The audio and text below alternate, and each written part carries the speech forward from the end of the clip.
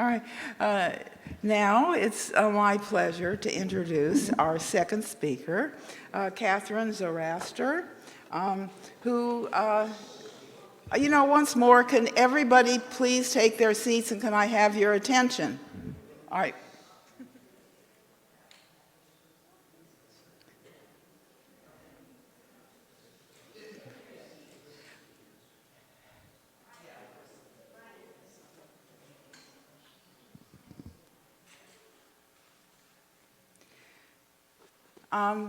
Katherine has her MA, and she's a contextual art historian specializing in Western art history from the Renaissance to the early 20th century. She earned her bachelor's degree with a double major in art history and English from UCLA, then attended graduate school at CSUN and studied in London. She treasures the opportunity to share her passion for art and travel with a diverse group of adult learners. So please welcome Katherine for what I foresee is going to be a very inspiring lecture. Thank you. Be careful. Thank you.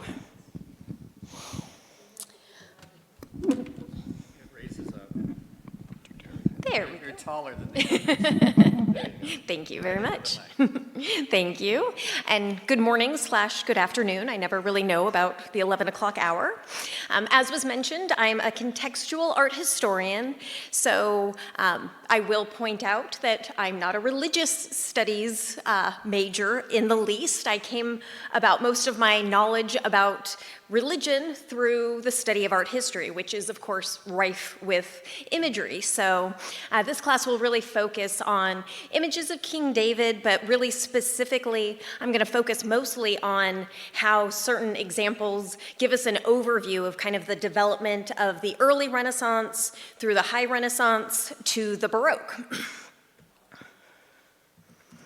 So just one picture of him. So the story, of course, of King David is recounted in 1 Samuel, and what we're going to focus on is the imagery from the early part of his life mostly. This is, of course, a later image. Got another image also from later in his life. This is a photograph by Julia Margaret Cameron. And although there are earlier examples of images of King David in art, this is one of the most kind of prolific examples. It's rather large, and it's 2 separate panels, and it's kind of an interesting story behind it because these were intended as to commemorate a wedding, and they were installed in private wall panels above where you would have the cassone, or what are known as the marriage cabinets. And there's 2 separate panels, and it completely gives kind of the overview of the entire story. Also, I just wanted to point this out, though, because this is an example of what we call the early Renaissance, and it might look a little chaotic, it might look a little crowded, and that's one of the signs of it being the early part of the Renaissance. They're just trying to tell an entire story through it. But you've got these 2 different panels. And the first one is called The Story of David and Goliath, which is where we're going to focus most specifically on. So it's called a continuous narrative. So it tells various different parts of the story, going through it with multiple repetitions of the image of David. So you have kind of at the very start, he's over here in the back as a shepherd with his sheep. And then you move into the foreground, and it shows him finding the stones that he's going to use, the 5 stones that he's going to use. And then you move down here. Let me get another close-up. In this second part of the panel, you have him discussing with Saul about going into battle. And you can kind of see part of it that the soldiers are actually trying to outfit him in armor, but he's going to refuse that, and we'll see images of that in a moment.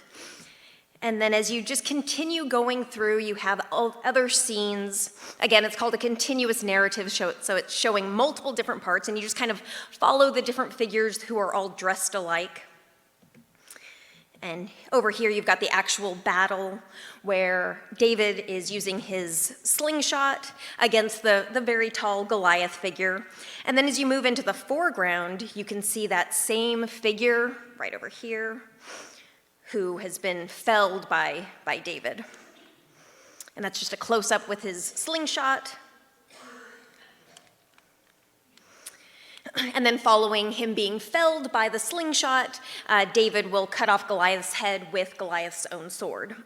The other panel, we're not going to really talk about that much specifically, but the second panel of this is the Triumph of David, which just tells about the triumphal procession that took place afterwards, and then his return to Jerusalem after the killing of Goliath. And that's him again, kind of in victory. And this will be the inspiration for some of the images that we're going to look at. So you see him, very youthful looking figure holding the head of the very large giant Goliath. And also just as a side, not a side issue, but continuing with some of these images, this is just interesting because these are images, this is an image of the head of King David. This was originally located on the Cathedral of Notre Dame, and these were a series of sculptures that were part of the facade of Notre Dame, but notice that we only see the head of it. That's because during the French Revolution, there was a belief that these images of kings were actually the kings of France, and so during the French Revolution, when they ousted the monarchy, they also decapitated all of these sculptures, and most of them disappeared. They were uncovered in the 1800s during an excavation.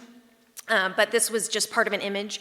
And the reasons that this type of imagery was on Notre Dame in the first place is part of the background of the belief in Christianity about the role of King David, that he's an ancestor to Jesus. So he's believed to be the son of Jesse, considered an ancestor of Jesus, and therefore part of the reason why he was on a Christian church. And he reigned about from the 10th to the 9th century of BCE is when it's believed that he actually reigned. Just a few other images of him. And this is just another image just showing kind of the biblical narrative from the books of Samuel, showing the young shepherd, who's also a harpist, showing his devotion and fighting against Goliath when he's the only one to go up against Goliath. But he's also part of the reason for that is because of his dedication and because he's being helped out by his piety and by being helped out by God. And just a few other images. Typically, when we look at art history, there are usually specific types of iconography that help us to determine who are these specific figures that we're looking at. So David almost always has a reference, usually some type of crown because he's a king, but then also his lyre, so that musical instrument helps to depict him, and so you can kind of tell which figure he is typically. And that's just another example with his lyre and another type of crown. But some of the most famous images of David really start with the Renaissance.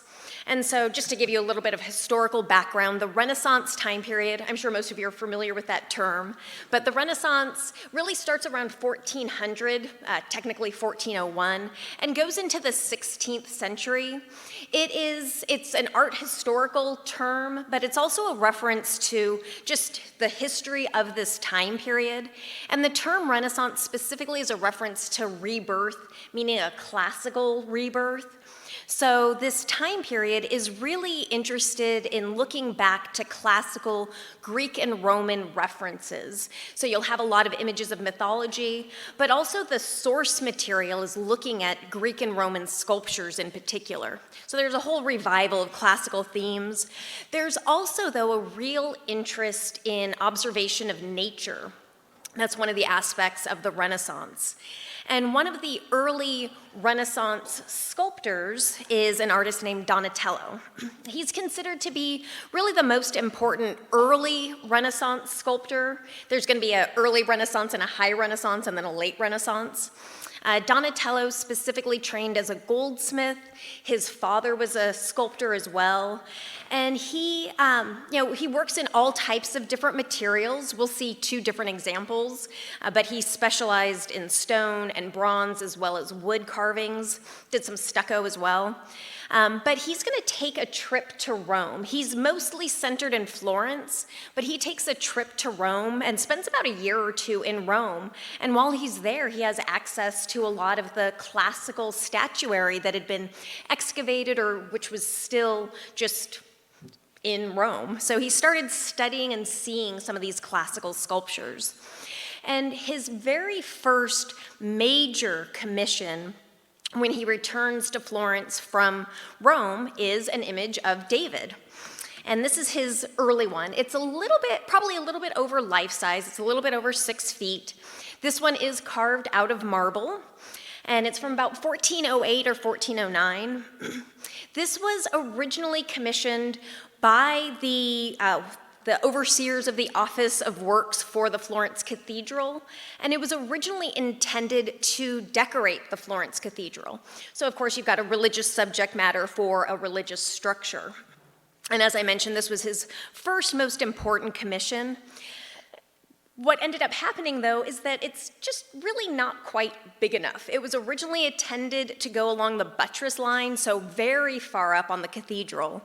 But once he finished it, they kind of recognized that it just wasn't big enough to be recognized. And so instead, they changed the location of it. I'll go back to that in just a second. Instead, they changed the location of it, and they placed it in front of what is known as, or what was known as, the Palazzo della Signoria, which is now known as the Palazzo Vecchio, which just means Old Palace. But basically at this time period, this was basically equivalent to the City Hall.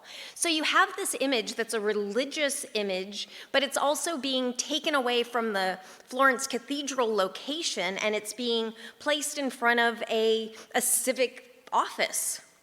And that's because there was a real important symbolism specifically in Florence about the figure of David. He wasn't just viewed as the religious figure. He wasn't just viewed as King David or as the slayer of Goliath, but he took on this important symbolism specifically in Florence as this emblem of the town. And this has to do with just general politics of the time period. Because at this time period, Italy was not a unified nation. It was divided into individual independent city-states, and it doesn't get unified until about 1871. So you have these independent governments all throughout Italy. They were run differently. They had different types of leadership. They had different types of economies. And Florence actually is one of the smaller ones. So you can see Florence kind of right a little bit in the center. Florence was one of the smaller city-states, but it ended up being very, very wealthy. They had a really good land and soil. It also, as a territory, it was along the coast, so they had a lot of trade and a lot of resources coming from the water. And it just happened to be just a really fertile area, and they developed as a trade city-state, but they also had a lot of wool there, and it also starts being the center of banking as well. But if you notice kind of a little bit above it, you have the Duchy of Milan. The Duchy of Milan was much larger, and it was much more powerful. Florence was a republic, and the Duchy of Milan was run by a duke. And what ended up happening is that the Duchy of Milan kept spreading its territory. And you have a series of wars called the Florentine-Milanese Wars.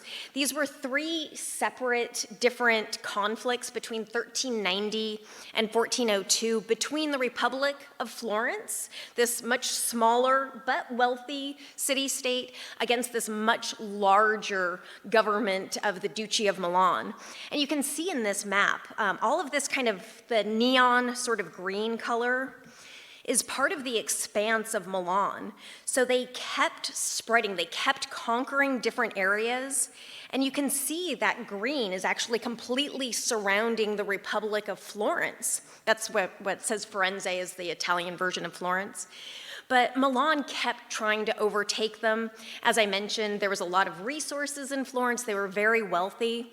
But even though Florence was much smaller, didn't have a standing army, they were able to maintain their independence and maintain their republic.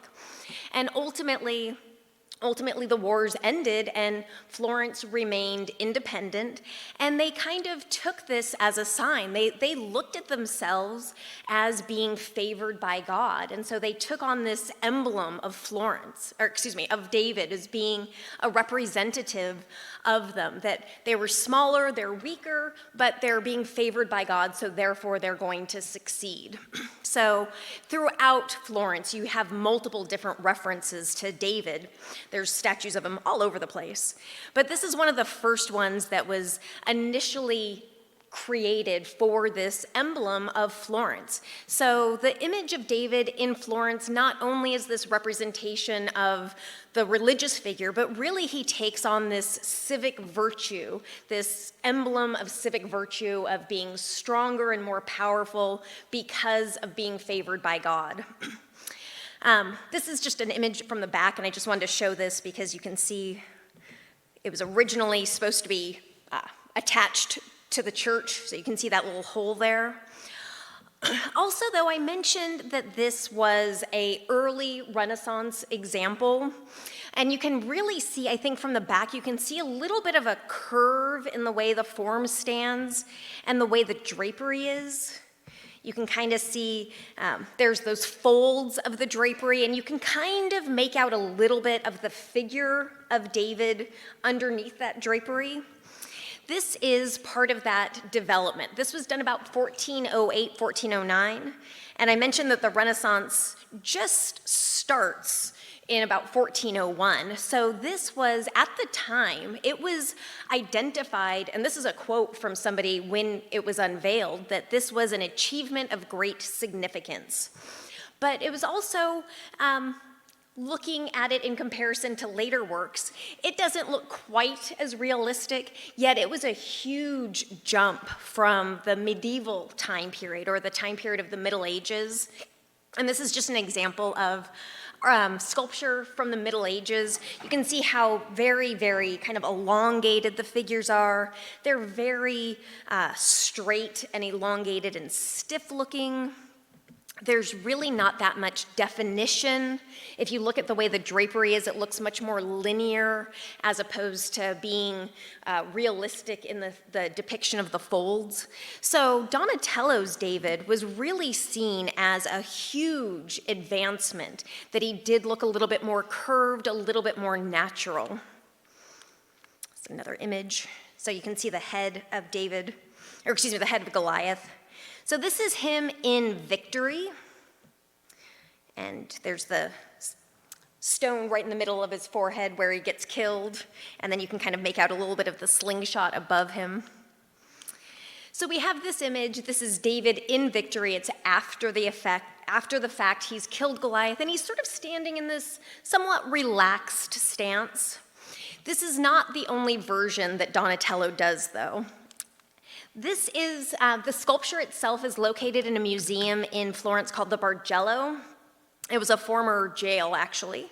It's now been converted to a museum. But you can see the early Donatello right here on the left, right over there on the left. But then as you kind of go through, there's two other images of David as well. And this is the more famous version of David by Donatello.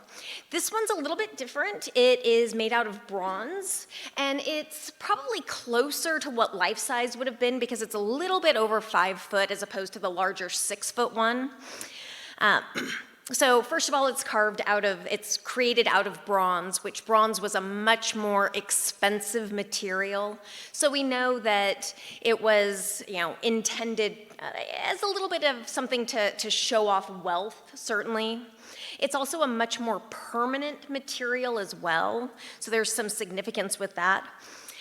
This one was really very specifically commissioned, I would say more for its civic virtue as opposed to the religious imagery, because this was commissioned by a private citizen as opposed to being intended for a church location. I'll go back to this image to show the comparison in just a second. But we don't have all of the information exactly about the original commission, but we do know that from 1469 on, it was located in the Medici courtyard, which was an open courtyard of a house owned by the Medici family. And the Medici family were very, very wealthy and very, very powerful. This is their coat of arms. They basically, even though this was a republic, Florence was a republic, they became kind of the de facto rulers of Florence.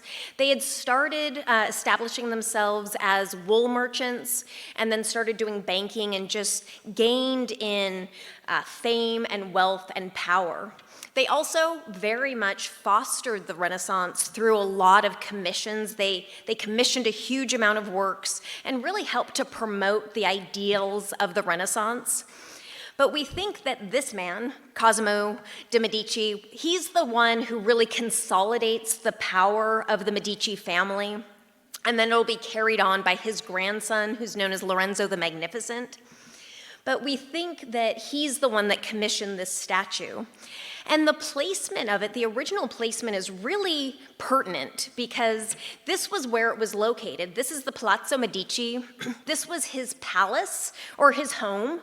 But it's a little bit hard to make out here, but it basically has an open courtyard, and the gateway to that courtyard would have been open.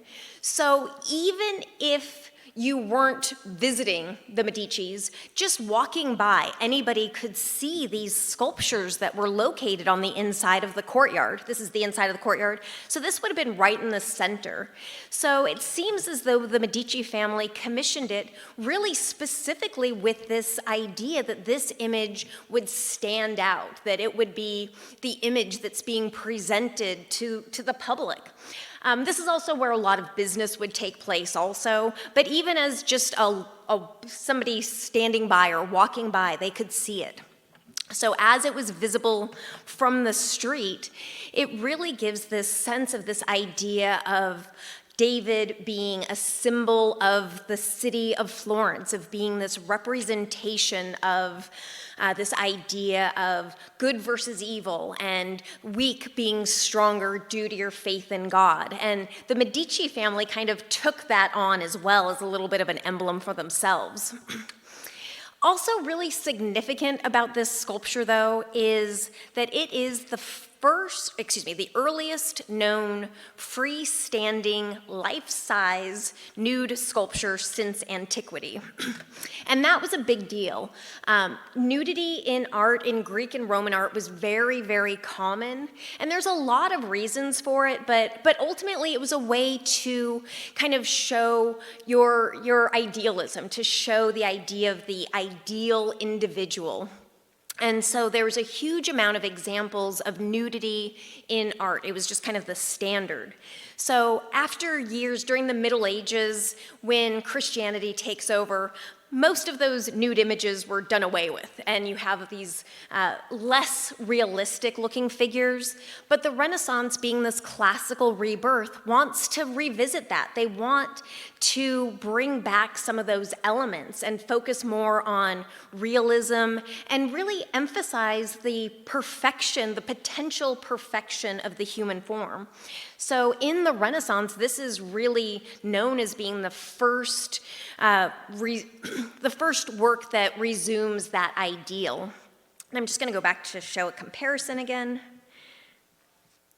Because there's, I think, two main differences between these, because both of these are done by Donatello. The earlier one, of course, is clothed, but also the later one, the one in bronze, he looks much more realistic. He looks much more natural. There's a relaxed quality to his pose. He looks less stiff. He looks less posed. And it's just this much more kind of at ease type of position. The Renaissance, as I mentioned, was very interested in realism, but it also wanted things to look very accurate. And this is an example of what is considered to be the epitome of Greek sculptures. He's called Doryphorus, which is, it's a reference to a spear bearer. He, at one point, had a spear in his hand. But this was actually created by an artist named Polykleitos, specifically as the example of a perfect, proportioned individual. So this was considered the epitome of humanity. The art of ancient Greek and then what is revived during the Renaissance is an ideal or a philosophy known as humanism, which is basically the idea that every single individual has potential, and it is your responsibility to live up to that potential. So how the Greeks represented that was by depicting an idealized form. It's very hard to visually depict somebody who's smart or eloquent, but you could wrap it all up into the depiction of an idealized human form as being the representation of that ideal potential. So that's what the Renaissance is starting to do also. They want to depict their figures, and so the nudity had some specific references to that. Now, Polykleitos is an adult. He looks very physically fit, but that wasn't proper for an image of David. Donatello wanted to emphasize the youth of the image of David. They do have a very similar pose, though, and I'll come back to this, but if you notice, both of them, their weight is resting on one leg, and the other knee's sort of bent, and it creates sort of a curved look to their bodies. This is a very, very specific pose. It's called contrapposto, which just means counter position. But really the intent of that is that it's much more natural. If you look at earlier statues from before the Renaissance, during the Middle Ages, or before the ancient Greek statues, you'll usually have these figures that have both legs placed on the ground, and they look very stiff. It's very odd looking, and that's because they don't look natural. The fact is that when we stand as individuals, we tend to rest our weight on one side. It also gives this more natural look, and there's this sense that there's the potential for movement. And so in both of these, they just look a little bit more natural. I think in particular with Doryphorus, you can see how his heel is lifting up, so it's like he can take a step forward. There's also the counterbalance of one arm being up and one arm being down, because that's how we naturally stand and that's how we walk. And so Donatello borrowing that same stance was a really important move forward for this representation looking much more natural. So we have those aspects. I mentioned how youthful David looks, though, and that's an important aspect also because Donatello is trying to stay true to the story. And in the story, David is this youthful figure. He's a shepherd, but he has no training. And as a way to really emphasize the significance of this youthful figure going up against the giant, Donatello really wanted to emphasize how unlikely it would be that he could succeed. And that's what he does. He makes this figure look highly, highly youthful. Compared to Doryphorus, he doesn't have as much muscular tone. He looks kind of thin. And he's got the long hair and this youthful look on his face, which just makes him look a little bit more innocent, which is another aspect of this that during the Renaissance, a way to emphasize youth and perfection was to somewhat feminize the figure. One example, if you're familiar with Leonardo da Vinci's Last Supper, there's the image of John who has long hair and is fainting and looks a little bit feminine. Da Vinci Code didn't help with that. But this was just a standard. It's a way to depict youthfulness and idealism, having a more feminized look. So David does have a little bit of that. There was at one point an inscription on this. It's now been lost, but the inscription stated, "The victor is whoever defends the fatherland. God crushes the wrath of an enormous foe. Behold, a boy overcame a great tyrant. Conquer, O citizens." So again, really emphasizing that youthful quality. But this was just, I think, Donatello was really intending this to be very powerful, because the more youthful he looks and the more grizzled and large Goliath looks, the more impressive it is. And if you move downward, you actually get a reference to Goliath. I'll go back to his hat in just a second. But down at the base, you have this image of this large head. And, David's face, he's youthful. He's only about 14 or so. He's hasn't started growing his beard yet. But in comparison, Goliath has this huge beard and mustache. And he's got all of this armor on, which David had been offered armor, but he refused it because he was uncertain whether or not he'd be able to actually, wear it properly. So here you've got the emphasis on this really thick helmet that has dents in it because he's been in battles before, and this grizzled, very, rough, older-looking figure. So you have this real severe contrast with the youthful figure of David and this, very grizzled, heightened, older figure. Just really trying to emphasize how significant it was. There's another example also from, shortly around this time period. Oh, I forgot to mention.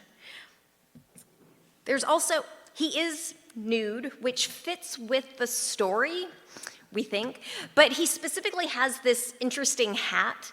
The hat specifically was the style of a shepherd's hat, but there's also this classical reference because he's wearing a laurel wreath around his head, which in ancient Greek time period was a sign of victory. So you really have this image of David being in victory.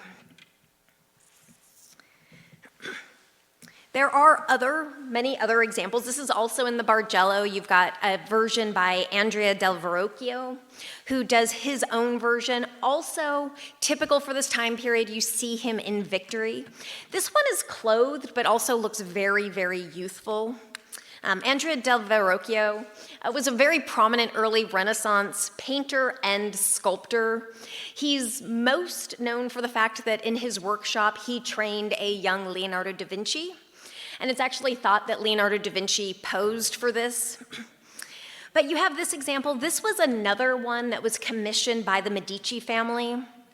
And it was originally installed in the Palazzo della Signoria, which we already saw, which was the city hall. So again, this real focus on the image of David being, yes, a religious figure, but also more specifically for Florence at this time period, he's an emblem of the power and the righteousness of the smaller city of Florence, being able to defeat Milan. There is possibly a more well-known sculpture of David that you might be thinking of, though. And that's what takes us into the High Renaissance. The High Renaissance, as you might think, is the peak of the Renaissance. It's a very short-lived time period, only from about 1495 to about 1520.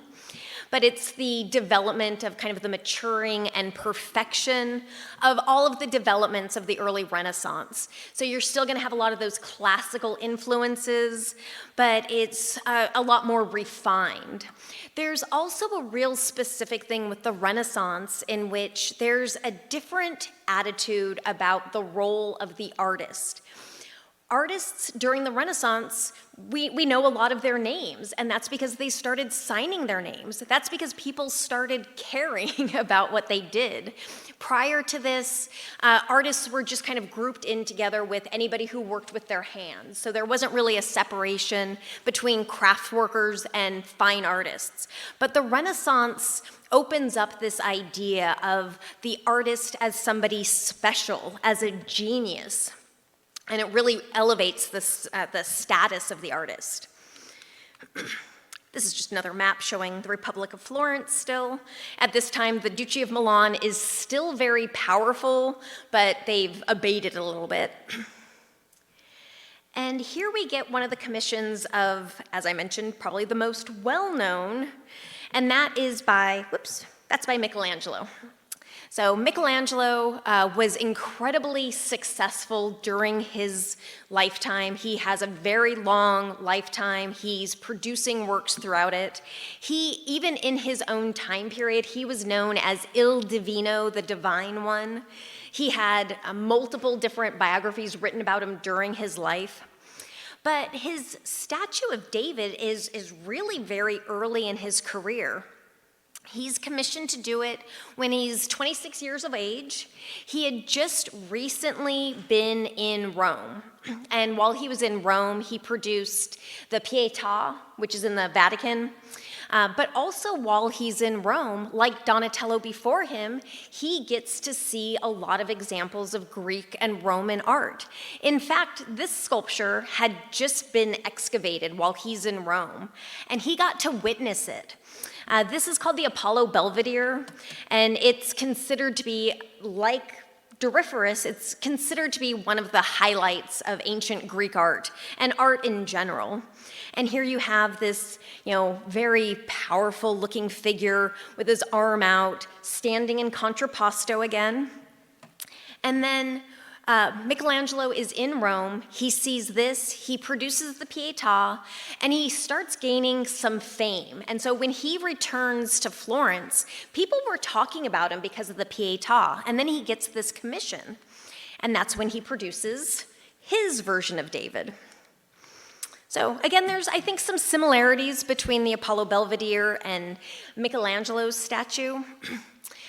Like the original Donatello that we looked at, this was originally commissioned to be located on the Florence Cathedral. This was intended to be one of 12 Old Testament figures that was supposed to decorate the buttress level, which is above the roof line of the church, of the Florence Cathedral. It was commissioned by a group of people within the city that were responsible for taking care of the Florence Cathedral. This accounts for some oddities with Michelangelo's David, which I'll talk about in just a moment. I should point out it's 17 feet tall. So where Donatello's version was like 6.5 feet tall, and they decided that it wouldn't be able to be really seen from that distance, Michelangelo's David, he intended it to be seen from this huge distance. This is a fiberglass replica of it, of where it was supposed to be located. And so this is around 80 feet from the ground. So he specifically designed it with that in mind, that it was going to be seen from a long distance. I'll get back to that in just a second, because now we've got an added level of symbolism to it.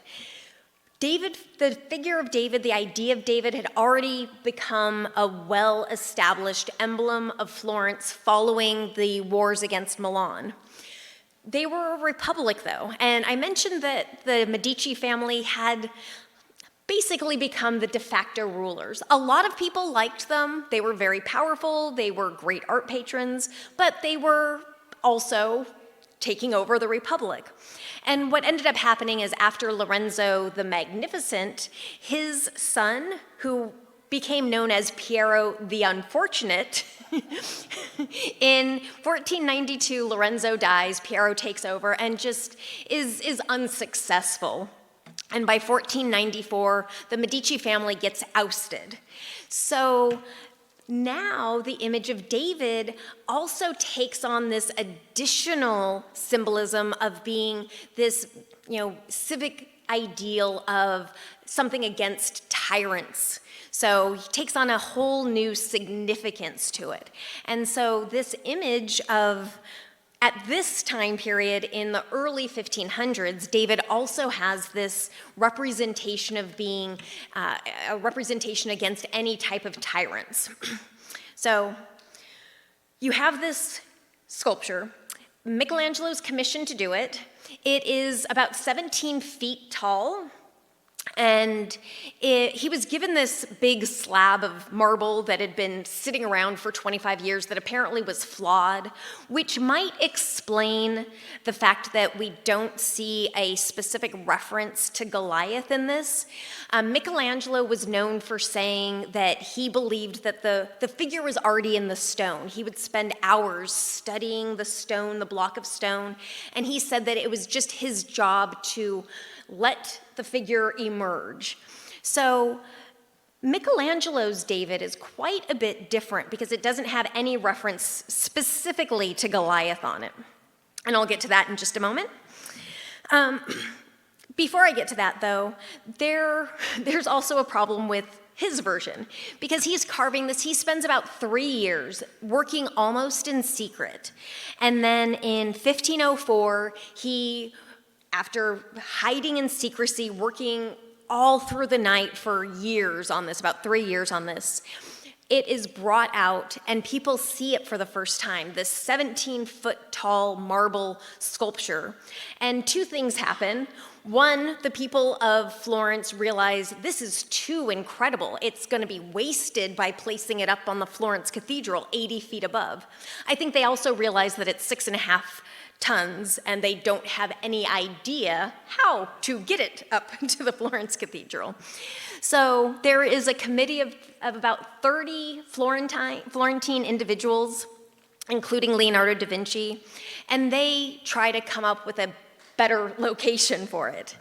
And they end up settling on the Piazza della Signoria. Again, this is the city hall. So you have this large sculpture being placed in front of the city hall where the Medici family had ruled from, and they'd just been ousted, and also the whole tradition of Florence being smaller and being able to stand up. You can kind of see it over here. This is just a painting of it, but you can see it right there. I'll just point out that what's there now is a replica. But the other factor with this is that we're seeing David at a completely different moment. This is just a comparison with the original one, which is now in the Academia, and the replica that's located there. It was in the 19th century that they just realized that they wanted to protect it. So you can see it took 4 days for them to move. They had to develop this whole train track system so that they could remove the statue, and it's placed in the Academia now to protect it. But, you've got these two examples. The tradition for images of David were images of David in victory. But you have this really different moment with David's statue. We don't exactly know why Michelangelo chose to do a different representation, but here we have him before the event. And I think just in general, when you look at it, it takes on this vision of the Renaissance. Without specific knowledge of who he is, he just looks like the example of an idealized figure, like the spear bearer. He just looks very calm and relaxed and, kind of this symbol of physical perfection. But Michelangelo is very subtle with his details. And one of the reasons why Michelangelo is so revered is not only because of his technical skill, but also because of his innovativeness and his thoughtfulness. So there's kind of subtle aspects to it that are really impressive. I also want to point out, I mentioned that there's kind of some oddities, because when you look at David from completely front on, he looks a little out of proportion, I think. His arms look a little too long, and his hands look a little bit too big.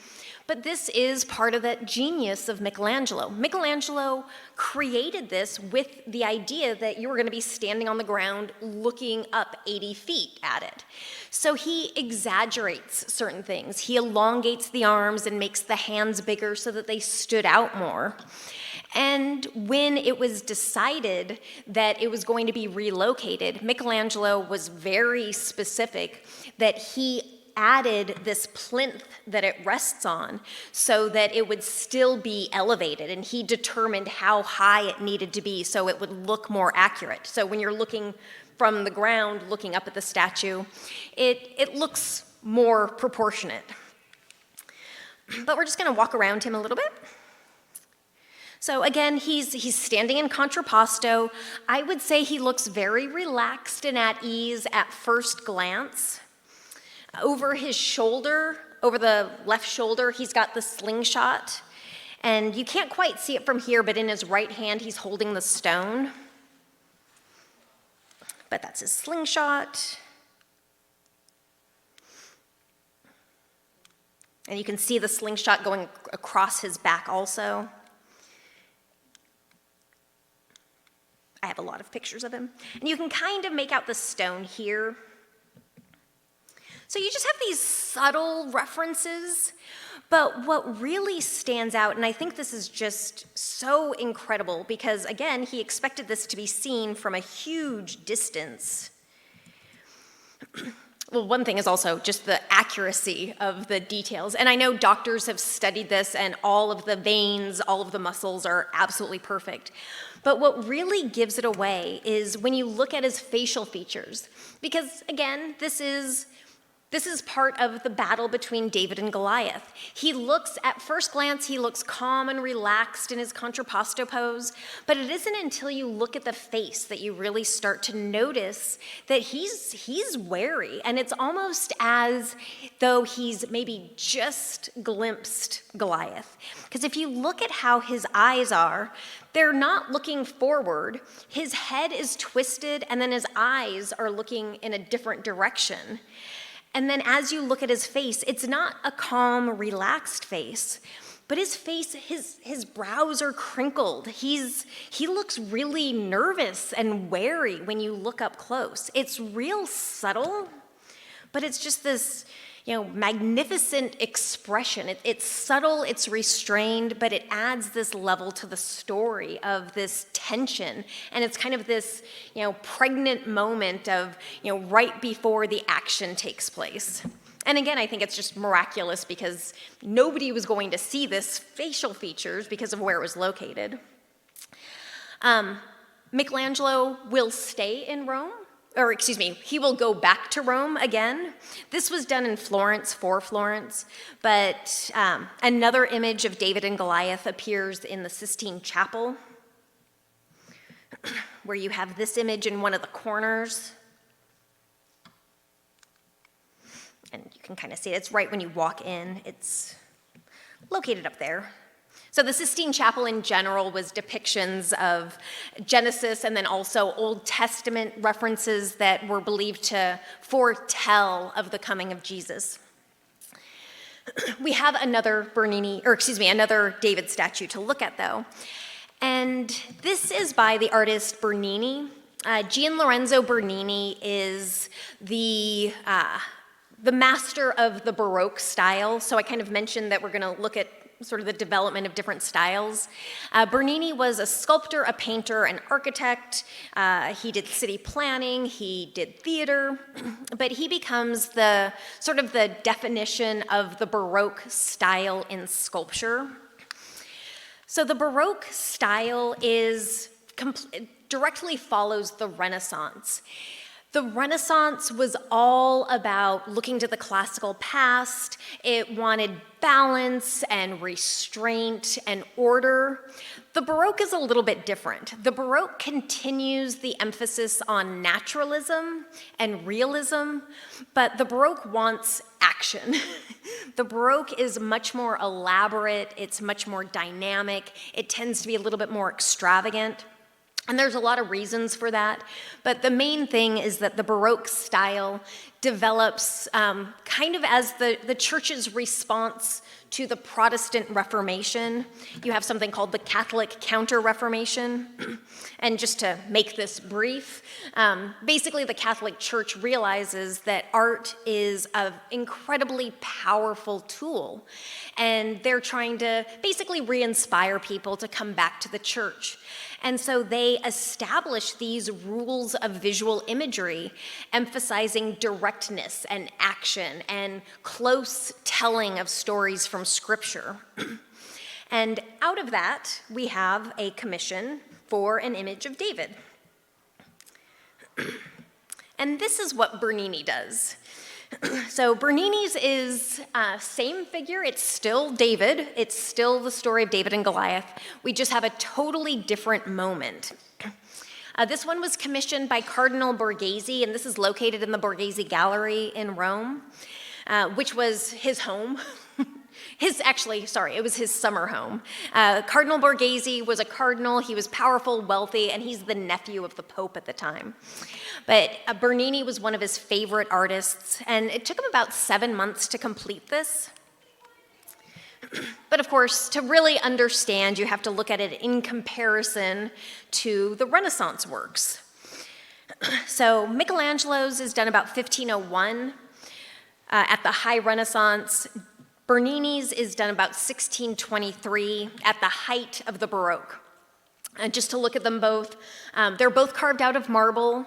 The main differences are, though, that David's is larger than life. It's 17 feet tall. It was located on a plinth that was an additional 6.5 feet tall, so it towers above you. Bernini's David is about 5'6", and it very specifically is very low to the ground. So when you walk up to it, it's much more relatable, which is a lot of the intent of the Baroque style. I think another just absolute obvious difference is that Michelangelo's looks very calm and somewhat still, where Bernini's is all about movement and action. So you really have this distinct difference in the story. Michelangelo's is before the event. You still see that wariness, but it's subtle, but it's also before action takes place. Bernini's is right in the middle of the action. And then, of course, Donatello's is an image in victory. So you have the whole story being told with these images, but you also have these distinct differences in the development of the style. Donatello's is early Renaissance. It's focusing on those classical ideals. It's balanced, it's restrained, but it's got very accurate anatomy. But then you've got those classical references with the laurel wreath. Michelangelo's is, the height of perfection. He looks idealized. There's a story being told, but it's really more, maybe to a certain extent, about the ideal of the figure, that humanistic ideal. And then Bernini's this is action. We want action, we want drama, we want people to pay attention and to feel like they're actually a part of the scene, a witness to it. And it's much more expressive. And also, one of the factors as well is, for the most part, you can understand what's going on in Donatello's and Michelangelo's if you just look at the front of it. Bernini's, though, you need to walk around. The Baroque style is all about expression, movement, and engagement. So we're gonna walk around it. You'll notice that there are all types of diagonal lines. There's twisting. There's this sense of movement and action. It did have some basis in classical sources, though, also. Just like with Michelangelo, that he saw the uncovering of the Apollo Belvedere, Bernini had access to this sculpture, which is called the Borghese Gladiator. It was part of the Borghese collection, and this is ancient Greek, but it's from the Hellenistic time period, which is the latter part of Greek history after Alexander the Great, and it tends to be a lot more dramatic and action-filled. And Bernini would have seen this. But when you look at Bernini's David, like I said, it's all about this twisting motion, but it's incredibly realistic also. And then you have the specific moment, because it's not just the battle scene, but this is the pinnacle of the battle. You have him reaching back as far as possible. It's really like sports photography. It's like this candid shot where you get the action. He's reaching back as far back as he can, meaning that you know that Goliath is right there in your same space when you're witnessing it. And there's twisting and there's movement. He's also covered up a little bit as well, because the church didn't really approve of nudity at this point. And you can see how far back the tension of the slingshot. I have a lot of pictures. There's still some distinct references at the base. You have a reference to the larger role of David, and you have his musical instrument, his lyre. There's also the armor that was given to him that he left behind, but that kind of serves as the base for the sculpture. But you can also see just the incredible realism and detail of the pose and position. But one of the things that I like best about this is, similar to Michelangelo's David, once you look up at the eyes, you notice the tension. With Bernini's, it's much more apparent. He looks a lot less, I would say, idealized. His hair's a little messy, which seems more realistic.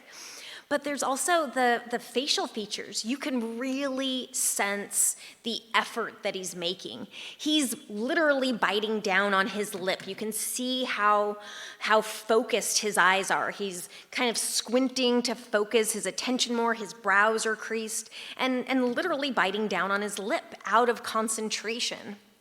So it just has this, heightened expression, heightened emotion, but very much based on realism. In fact, it's actually thought that Bernini used his own self-portrait for this.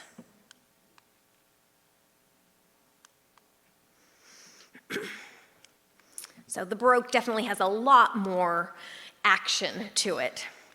But also, like I mentioned, when you're standing in front of it, it really gives you this whole overview of the story, because you can't really help but sort of picture the fact that Goliath's right in that space, which makes you part of the space also. And we just have a few more moments, but I'm going to show a few other examples also, because the counterpart to Bernini in the Baroque is a painter named Caravaggio, who also did quite a few depictions of David and Goliath. This one happens to also be in the Borghese collection. Caravaggio, he's known as the bad boy of the Baroque. He was born in 1571, and he dies rather young, in exile actually, in 1610. But he's incredibly influential. He also was centered in Rome, but his depictions are, examples of the High Renaissance, of the Baroque, in the fact that they're really very theatrical and dramatic. He tends to have this real directness. The figures seem very close to us. You have that real sharp contrast of the light and dark that emphasizes the and focuses your attention on the figures. It's also very almost disturbing in its dramatic quality, because here you've got, in the early Renaissance ones, Donatello's and Verrocchio's images after the fact, David stands up and looks very calm and relaxed and is in this very victorious pose. Caravaggio's a little bit more realistic, of showing the effort, and you have this really quite disturbing image because he's already been decapitated and you're seeing Goliath's back and then also the front of his head with a lot of detail of where the wound is. And he does several different versions of this. There's several different versions that he does. This one is the last version that Caravaggio does. And this one just has kind of a little bit of an interesting story to it. In the Baroque tradition, you've got that sharp theatrical quality to it. It's very direct. You have that light source that highlights the image of David. This one, though, Bernini has used his own face as the face of Goliath, which maybe seems like a very odd choice. You would think that he would, like Bernini before him, that he would use his face for the hero. But instead, Caravaggio decides to use his face as the victim / villain. And this was a painting that he specifically sent to Cardinal Borghese, to this wealthy, powerful individual who was in Rome. At the time, Caravaggio was in exile.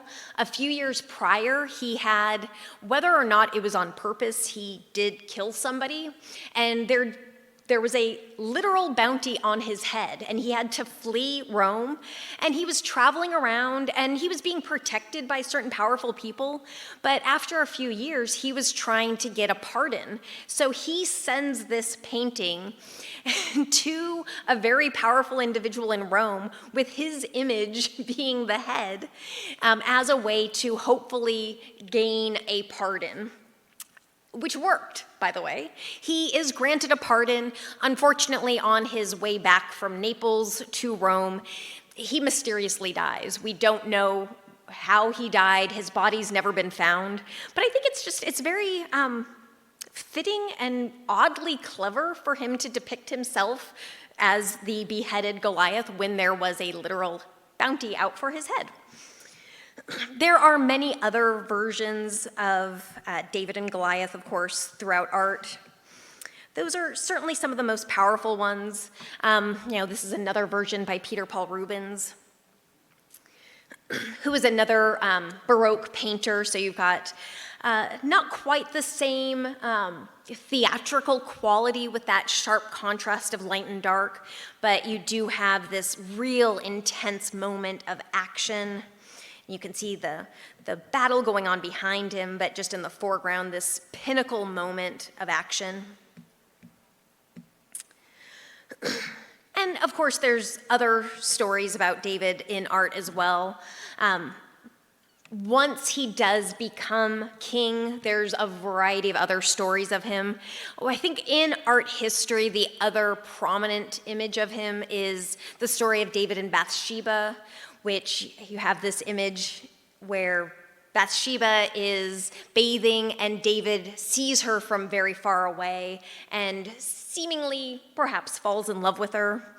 There's a lot more to that story, but there's a few other images of that. And then I'll just end with a very kind of benign image. This one's in a fairly local collection. This one's in the Arm & Hammer Museum, but it's